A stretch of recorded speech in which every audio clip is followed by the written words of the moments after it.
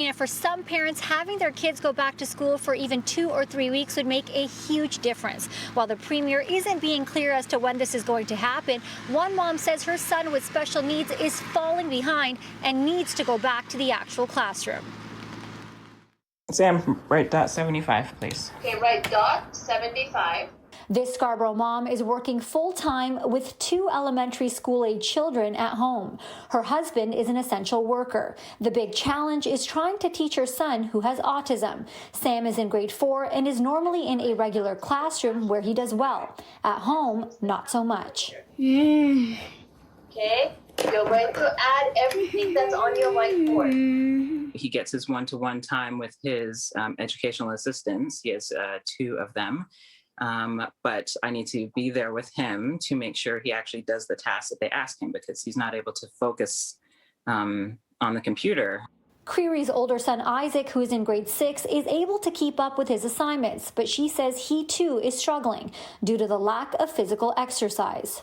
On a 15-minute recess, we can't just go outside the building and play, because it takes us 10 or 15 minutes to get out of the building. And because a lot of the people who live in our buildings, still aren't wearing masks, still aren't social distancing. So I prefer not to have us going in and out of the building. While it's unknown if and when students will go back to the physical classroom, the Toronto Catholic District School Board says they won't need much notice to switch gears. We think that our staff really are unfortunately used to it at this time, but we know that within a couple of days' notice, with the appropriate communication to families and with our staff, we could be ready and welcoming students back very quickly. A grade 3 teacher in Peel says she would love to see her students in person, but has a couple of concerns.